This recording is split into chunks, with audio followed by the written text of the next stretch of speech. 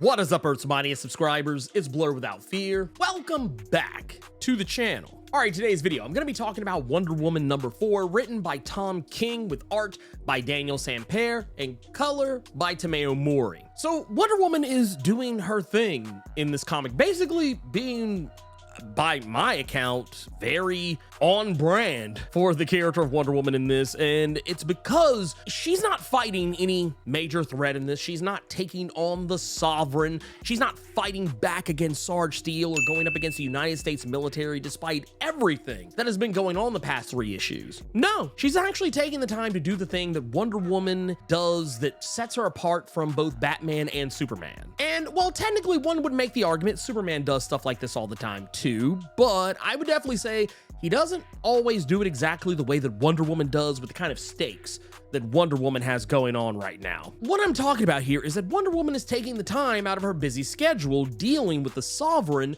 to hang out with a young boy who's dying. His last wish is to meet his favorite superhero of all time, and my favorite superhero, it isn't Superman, it isn't Batman, it isn't Green Lantern, it isn't the Flash. It's Wonder Woman. She is spending time with a little boy who's about to die, a kid who is a massive fan of Wonder Woman. He has all the toys, the posters, the lunch boxes, the comic books, everything. And all he wants now is to meet his favorite hero, and he does. We also can't discount that Diana takes a major L for this kid by fulfilling one of his greatest wishes, and that was to go to Themyscira, Paradise Island itself. And while men are not permitted to be on the island, regardless of age, regardless of health, regardless of how harmless they may or may not be, she decides, after a little bit of waffling, to take him to Themyscira, realizing that that's what he wants. She knows this kid does not have long left, and this is what she knows she needs to do. And I like the idea that when she does take this kid to Paradise Island and the Amazons that are on the beach waiting for her when both her and this child arrive, they try to turn them away, and all because of the law that men are not permitted on the island. And it just reaffirms just how much Wonder Woman sets herself apart from the rest of the Amazons. The fact that while yes, some of them do try to enforce the law and even try to fight Wonder Woman in order to turn her away, the idea that Philippus, a character who is right now operating as leader of the Amazons, now that Nubia has gone abroad, and by abroad I mean just going to America for the Amazon Attacks miniseries that's tied into everything going on with Tom King's Wonder Woman, Philippus is basically standing in for Nubia right now until she comes back. And even she says herself that it's a thing that everyone who rules Themyscira knows. You just don't mess with Wonder Woman. If she wants to take the little boy, Themyscira, then clearly just let her do her thing and leave it alone. She doesn't really say it exactly in those words, but she basically says that while you may be queen of Themyscira, whoever that queen may be, whether it is Hippolyta or if it is Nubia or whoever else, you rule all of Themyscira, but you do not rule Wonder Woman. You don't rule Diana Prince. I like that. I like that aspect of it, and it sets the tone for the rest of the story. And this is basically just good, clean, wholesome fun all the way across the board. Good, clean, wholesome Wonder Woman. But the thing I love about this the most is the messaging behind this. And I know some people are not going to care for me to say this, but I don't care. Just because you're a boy doesn't mean that it's wrong for you to like Wonder Woman. It doesn't mean that Wonder Woman is not for you.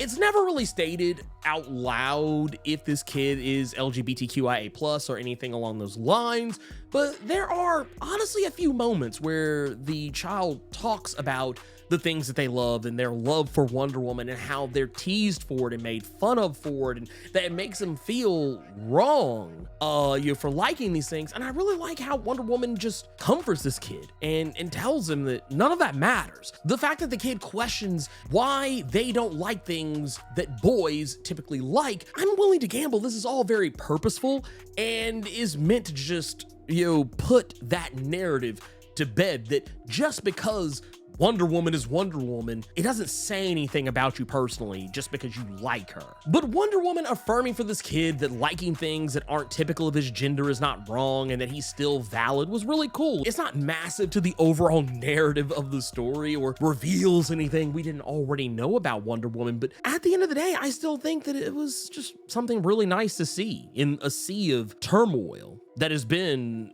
going on in the last few issues of Wonder Woman. As of late, Wonder Woman is being blamed by the media and by pretty much the highest office of the United States, the president of the United States, for the death of the soldier in the previous issue, basically saying that, well, even though technically she didn't kill him directly, but the fact that this guy named her as the reason that he felt he lost his masculinity, it was the only way he could, get that masculinity back, to take back some control over his life, was to unalive himself, and that Wonder Woman may as well have made him do it. That whole narrative, like, even with all that going on, I feel like, yeah, you needed something like this after something so heavy in the previous issue. Like, yeah, with everything else going on in the world, yeah, it's not something we should probably be focused on right now, but at the same time, maybe it's even more reason why it should be focused on.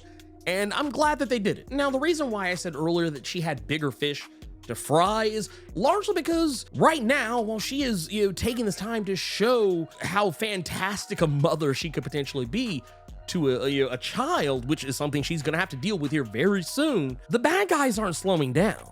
The Sovereign is still making moves in the background, even if Diana isn't making any moves herself. The Sovereign is pulling strings on the President of the United States, proving that his moniker as King of the United States isn't just a title he thinks he has, but one even the President of the United States recognizes, with the President even being depicted as kissing the ring and everything, even getting down on bended knee to do so. The Sovereign even reveals just how much control he has over the United States and for how long, revealing that the president is nothing more than a mouthpiece for what he wants the world to know, and reveals how long he's been pulling all these strings, stating that he's been calling shots going all the way back to George Washington, effectively meaning that he's been calling shots since the very first president of the United States, and maybe even before that. He reveals that while the POTUS doesn't want to call out Wonder Woman for the crime of,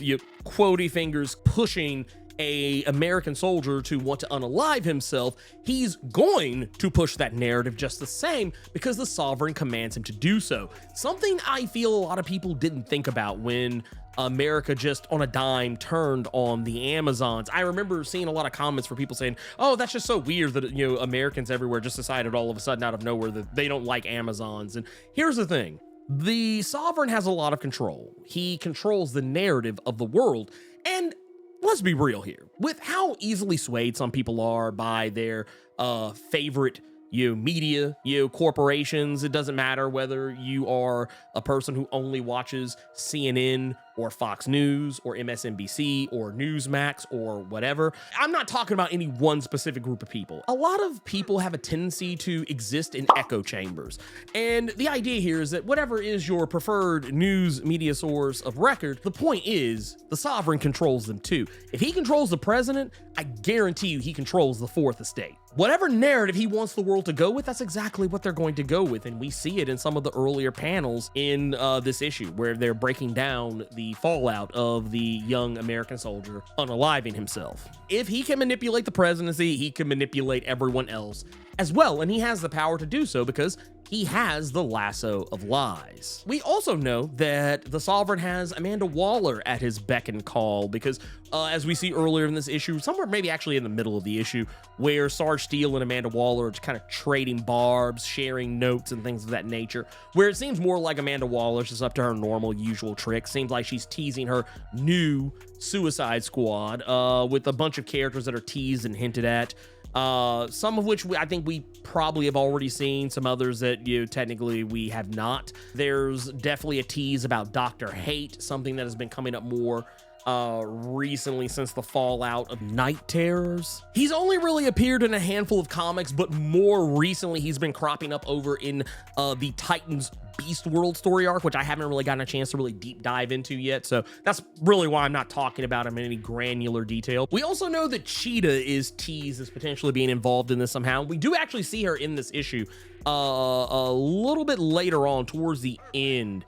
Whether or not she factors in on any major level is a whole other story, but considering that Cheetah is one of Wonder Woman's, chief rivals and antagonists, I think it's safe to say we'll see Cheetah at some point factor into this. But for right now, the real question is going to be what's going to happen with Trinity. As we have seen in some of the previous issues, she's been hinted at and teased and danced around. And while we know now that Trinity is not the daughter of Wonder Woman, that she's actually the daughter of Emily, the Amazonian who was responsible for the death of the 19 some odd bikers in the very first issue of Tom King's Wonder Woman. We're getting close to that point where maybe we'll soon figure out exactly how all that plays into this, and it might even take a while for us to get there, but we know that Emily is pregnant with Trinity right now. I gotta say, I think that she definitely was very likely under the manipulation of the Sovereign when it came down to that attack. It just seems like it's too perfect of a moment for that not to be the case, but we'll have to wait and see how all that plays out from there. And with everything going on with the backup story to this regarding Trinity being babysat by Damian Wayne and Jonathan Kent, it's something that we've been seeing more of over the past issue or so, where we've been kind of seeing Trinity grow up. We're seeing the younger years,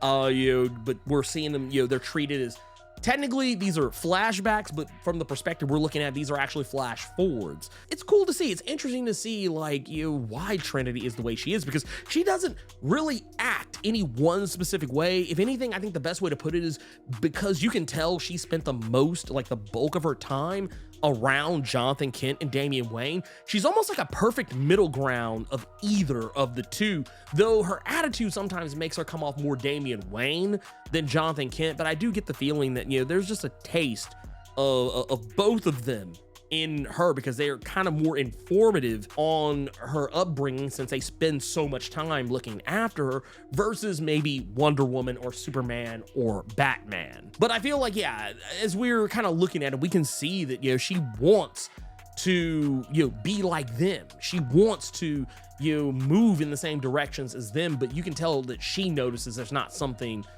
quite right with her, and can't wait to see how all that plays out. But anyway, if you enjoyed this video and you want to see more videos breaking down Tom King's Wonder Woman as well as other comics from DC and Marvel and wherever else, make sure you tap that subscribe button and hit that notification bell, so that way you don't miss anything. Thank you for taking the time to watch this video out of a plethora of other things you could have been watching on this platform. And until next time, let me know what you thought about Wonder Woman #4. Keep it plus ultra and sound off in the comments.